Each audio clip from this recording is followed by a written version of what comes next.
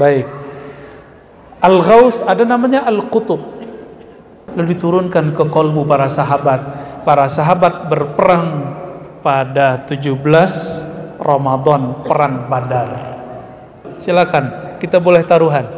Ya, ini taruhan beneran loh, Pak ya.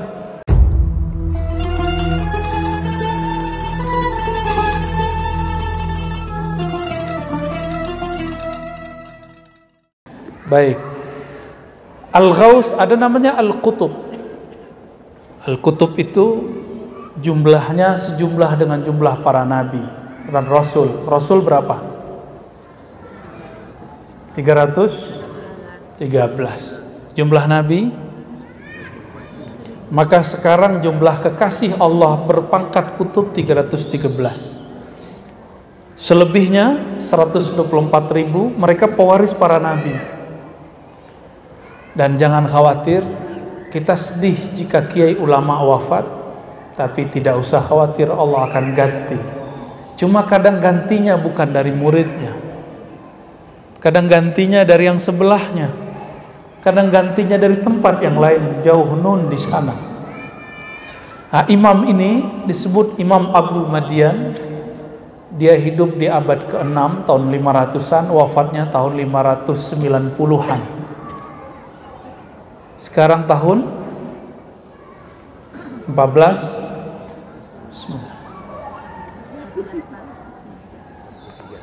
Tuh kan, masjid baru nih. harus mengulang terus bahwa kita ada tahun sendiri.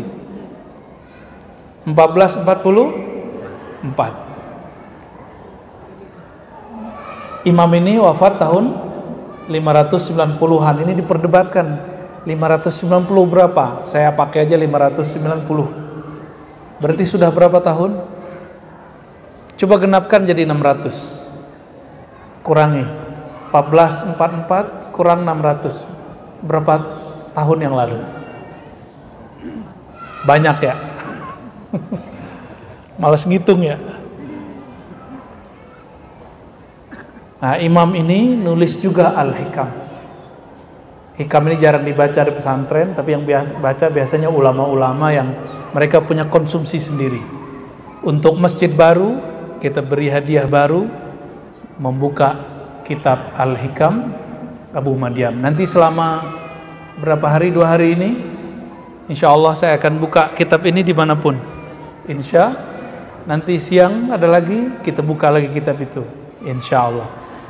Yang saya hormati para ulama, majelis ulama, pengurus masjid, takmir, semua yang berkhidmat tuh masjid, yang bersih-bersih masjid. Ini kalau nggak ada yang bersihin, nyaman nggak duduknya? Maka kalau ada yang bersih-bersihin ini marah-marah, jangan ikut marah. Jangan ngomong, kamu nggak tahu siapa saya. Gimana jawabnya, Cum? Kamu nanya. Allahumma sholli ala sayyidina.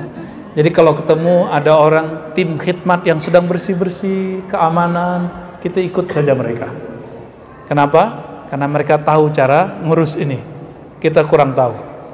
Dan maafkan kami, para tamu, jika salah-salah adab kepada sahibul bait. Ya. Untuk membaca kitab ini, mari kita baca surah Al-Fatihah. Kita kirimkan untuk baginda Nabi Muhammad SAW dan Imam Abu Madian dan guru-guru kita semua dan pendiri masjid ini. Semua yang berwakaf, mungkin dari harta yang diberikan ke negara, dan negara masuk ke sini, siapapun yang berinisiasi, siapapun yang memakmurkan, kita kirimkan surah Al-Fatihah. A'udzubillahi minasyaitonir rajim. Bismillah. Surah Al-Fatihah.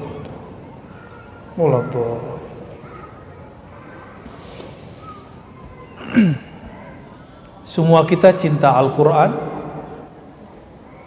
Al-Quran itu secara teks sudah berakhir 114 surat dan sudah tidak turun lagi. Kalau ada orang meyakini bahwa akan ada Quran baru, pastikan itu ajaran menyimpang. Kita tidak seperti itu. Tapi makna Al-Quran berkembang atau tidak? Berkembang nggak? Dulu jangankan di agama sebelum kita, di Islam sendiri meyakini bahwa bumi itu flat. Dan bumi adalah tempat alam semesta berotasi. Jadi kita senternya. Ternyata berkembang, sekarang terbalik. Matahari tempat tata surya berputar. Kita nggak tahu lagi, nanti ada penemuan baru. Maka orang meyakini bumi flat, bumi diam, alam yang berkeliling, atau yang sebaliknya, itu tidak berkaitan dengan agama. Itu berkaitan dengan pemahaman terhadap teks. Nah, ini beberapa tahun yang lalu banyak yang bertengkar di bab ini. Nah, Al-Quran sudah selesai, tapi pemahaman Al-Quran Allah selalu turunkan. Oleh karenanya, orang dahulu baca ayat tidak terfahamkan akan muncul teknologi namanya kamera. Tapi ketika Ibnul Haytham baca ayat tentang afalam yanzuru ila sama, apakah mereka tidak memperhatikan langit? Dan kalimat ain, mata, semuanya diteliti, jadilah kemudian awal daripada lensa. Maka kalau tanpa Ibnul Haytham kita nggak punya lensa kamera hari ini, nggak punya kacamata hari ini. Di zaman ini sudah lain lagi. Oleh karenanya pemahaman terhadap Al-Quran berkembang, Al-Qurannya tidak boleh berkembang. Al-Qurannya titik, qul a'udzu binnas, ujungnya minal jinnati wan nas, selesai. Ya. Nah, apa kata Imam Abu Madyan? Al-Quran nazal wa tatanazzal. Jadi ada dua. Al-Quran itu turunnya ada dua jenis. Yang pertama turun kalimahnya, surahnya, ayatnya, itu namanya nazal. Nazala atau nazzala atau anzala, artinya sama.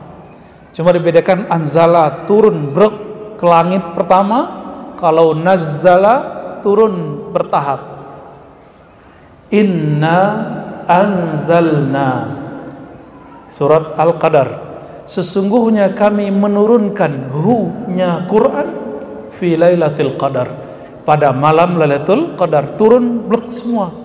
Jadi di malam Lailatul Qadar itu malam keberapa? 27, bukan 17.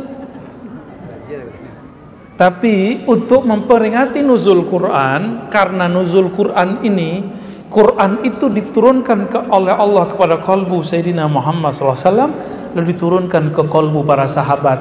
Para sahabat berperang pada 17 Ramadan, perang Badar. Karena ahli Quran, mereka berjuang pada hari Badar. Ulama kita merayakan hari Quran itu, perjuangan ahli Quran pada malam 17 Ramadan. Jadi sebenarnya 17 Ramadan nuzulnya bukan nuzul dari atas, tapi itu pejuang-pejuang Quran sedang berjuang. Silakan cari hadisnya. Tidak ada satu hadis pun yang menyebutkan Quran turun malam 17. Silakan, kita boleh taruhan.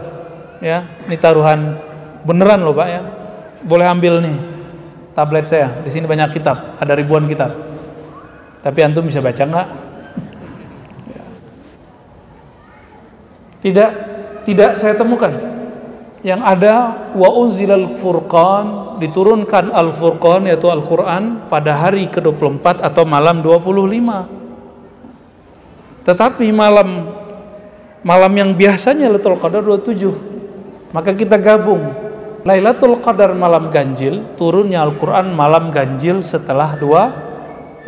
Wallahu a'lam bis shawab, ya.